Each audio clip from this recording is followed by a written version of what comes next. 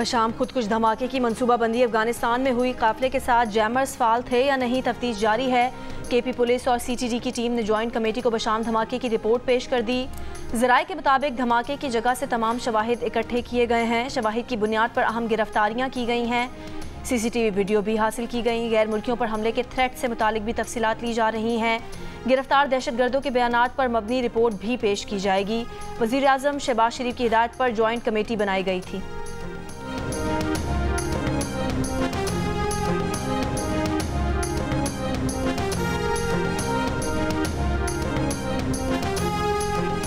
वज़ीर आज़म शहबाज शरीफ दासू रवाना, चीन के सफ़ीर भी हमरा। वज़ीर आज़म शहबाज शरीफ दासू डैम पर तरक्याती काम का जायज़ा लेंगे।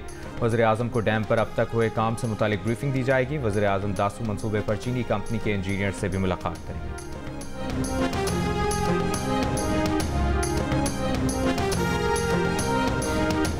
सेनेट की नशिस्तों पर बाकी सूबों की तरह कल खैबर पख्तूनख्वा की नशिस्तों पर भी इलेक्शन होगा या नहीं, सूरत हाल अब तक गैर वाज़े।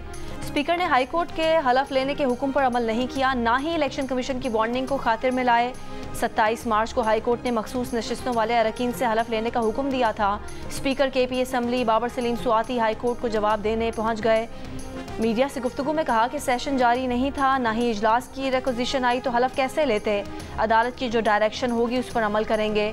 इलेक्शन कमीशन खबरदार कर चुका है कि मखसूस नशिस्तों पर मुंतखब अरकान से हलफ ना लिया गया तो केपी की हद तक सेनेट इलेक्शन मुलतवी करने पर मजबूर होगा।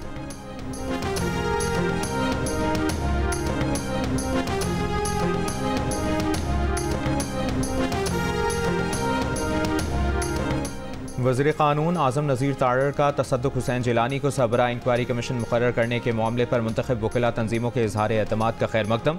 कहा, Pakistan bar council, supreme court bar association समेत तमाम बार्स का कमीशन पर एतमाद मुस्बत पेशरफ्त है। हुकूमत चाहती है सच्चाई कौम के सामने आए ताकि मुस्तक़बिल में ऐसी शिकायत पैदा ना हो। अदलिया की आज़ादी और मुअज़्ज़ज़ जज साहिबान के ख़त पर सियासत नहीं होनी चाहिए। हुकूमत और काबीना दस्तूर में तय करदा रियासती इख्तियारात की तकसीम के उसूल की कायल है।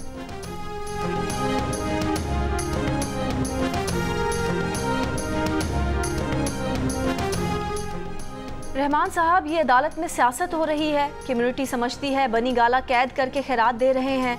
एक तरफ कहा जा रहा है कि जेल ओवर क्राउडेड है, दूसरी जानिब 31 जनवरी सज़ा के बाद 141 खवातीन दाखिल हो गईं।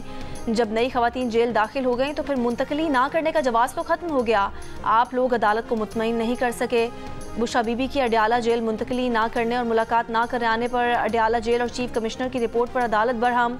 रिपोर्ट देखकर जस्टिस मियां गुल हसन औरंगजेब का स्टेट काउंसिल से मुकालमा। कहा कि केस की समाअत की तारीख पर मुल्जिमान का मिलना नहीं होता। मुलाकात का मतलब अलहदगी में बाकायदा मुलाकात होता है। आपने केस की समाअत के दौरान मुलाकात का कहकर जान छुड़ा ली। बुशा बीबी की बनीगाला सब जेल से अडयाला जेल मुंतकली और बानी PTI से मुलाकात की दरख्वास्त पर समाअत। अदालत के हुक्म पर डायरेक्टर लॉ ने बनीगाला सब जेल का दौरा करके रिपोर्ट पेश कर दी। अदालत की स्टेट काउंसिल को रिपोर्ट की कॉपी दरख्वास्त गुजार को फराहम करने की हिदायत।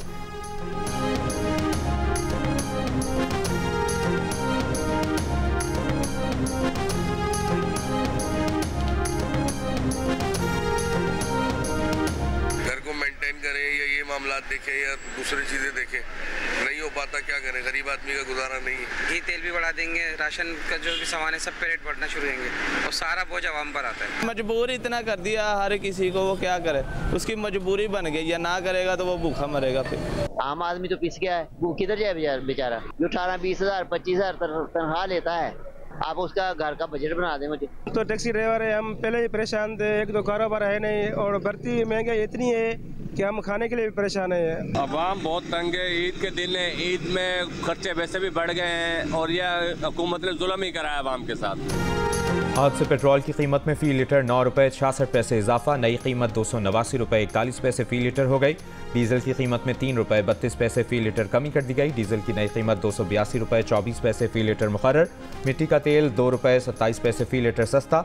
मिट्टी के तेल की नई कीमत 186 रुपये 39 पैसे फ़ी लीटर मुकर्रर। पेट्रोल और डीजल पर 60 रुपये फ़ी लीटर पेट्रोलियम लेवी बरकरार रखी गई है। महंगाई के सताए अवाम का इजाफा वापस लेने का मुतालबा।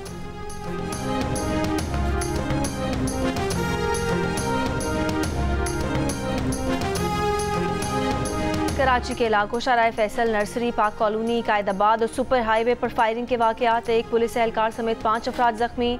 शहर के मुख्तलिफ इलाकों से 8 मुल्जिमान गिरफ्तार। कराची में माह रमज़ान में डाकुओं की फायरिंग से अब तक 10 शहरी जाँ बहक हो चुके हैं। CTD और रेंजर्स का लांडी के मुख्तलिफ इलाकों में सर्च ऑपरेशन। तलाश डिवाइस से मुश्तबा अफराद, गाड़ियों और मोटरसाइकिलों की चेकिंग। 3 मुश्तबा अफराद मज़ीद मालूमात के लिए CTD मुंतकिल।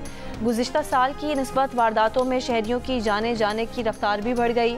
जनवरी के आगाज़ से अब तक शहर में 49 बेगुनाह शहरी जान से जा चुके।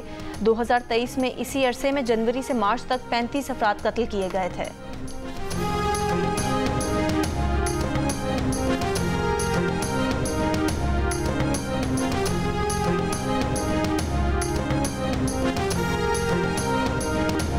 और हज़रत अली करमुल्लाह वजहो के यौम शहादत पर मुल्क भर में जुलूस और मजालिस आज़ां। लाहौर में यौम अली का मरकज़ी जुलूस मुबारक हवेली अंदरून अकबरी गेट से बरामद। जुलूस अपने रिवायती रास्तों से होता हुआ शाम को करबला गाह में शाह पहुँच कर इख्तिताम पजीर होगा। मुल्तान में यौम अली के सिलसिले का मरकज़ी जुलूस काशाना हैदरिया से बरामद होकर मुक़र्रर रास्तों पर गामज़न। कराची में यौम शहादत अली के जुलूस की तैयारियाँ। जुलूस दोपहर 1 बजे नश्तर पार्क से बरामद होगा। जुलूस की गुजरगाह से मुंसलिक सड़कों को कंटेनर रखकर बंद कर दिया गया। Pakistan number 2 Asian medallist javelin thrower Mohammad Yasir Olympics में क्वालिफाई करने के लिए पुरुमीद। यासिर का कहना है कि वो भरपूर मेहनत कर रहे हैं।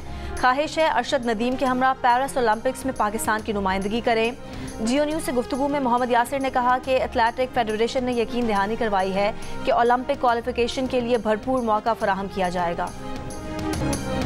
साल 2023 से 2024 के दौरान कराची में हॉक्स बे के साहिल पर 530 सब्ज़ कछुए आए। 270 सब्ज़ कछुए चहलकदमी के बाद वापस समंदर में चले गए। 260 कछुओं ने साहिल पर अंडे देने के लिए जगह तलाश की। मेरीन टर्टल कंजर्वेशन यूनिट ने अंडे वाली जगहों की हिफाजत की। 16 कछुओं को टैग भी किया। अंडों से 14,960 बच्चे निकले, जिन्हें बहिफाजत समंदर की तरफ रवाना कर दिया गया। महकमा जंगली हयात ने तफसीलात बता दी। महकमे के मुताबिक अंडे देने के बाद मादा कछुई समंदर में चली जाती है। जिस दिन बच्चे अंडों से निकलते हैं उनकी माँ हिफाजत के लिए मौजूद नहीं होती। अंडों से निकलते ही बच्चे समंदर का रुख करते हैं।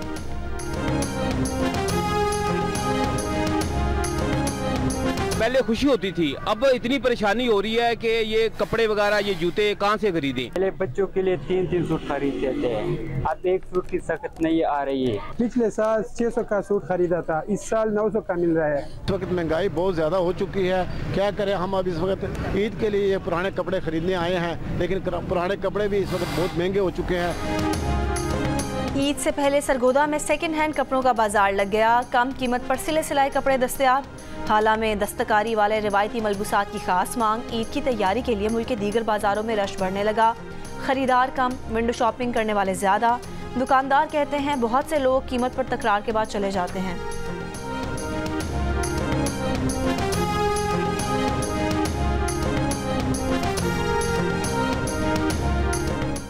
पाकिस्तानी हिदायतकारा माहिरा उमर की दस्तावेज़ी film sometimes even the shore drowns ने नेपाल फिल्म फेस्टिवल में इंटरनेशनल स्पेशल मेंशन का अवार्ड जीत लिया। शॉर्ट फिल्म कराची के साहिली पट्टी पर माहौलियाती आलूदगी के बायस समंदर और आसपास होने वाली तब्दीलियों की कहानी है। इससे पहले माहिरा उमर की औरंगी पायलट प्रोजेक्ट की मकतूल डायरेक्टर परवीन रहमान की जिंदगी पर बनी दस्तावेज़ी फिल्म द रिबेल ऑप्टिमिस्ट ने नेपाल में मुनक़िदा human rights international film festival में खुसूसी एजाज़ अपने नाम किया था। खबरदार, कोई फ़ोन खड़काएगा, कहानी घड़ने के लिए बेवकूफ़ बनाएगा, कोई बातों ही बातों में दिमाग चकराएगा, फिर मज़े उड़ाएगा। आज 1 अप्रैल है, खबरदार रहें। कोई गैर मामूली बात कहे तो पहले सोचें, समझें, फिर यकीन करें। और फिल्मी गीत सदाबहार, मिली नग़्मे यादगार, शायर मसरूर अनवर को न भूले परस्तार। मद्दाह आज उनकी 22वीं बरसी मना रहे हैं।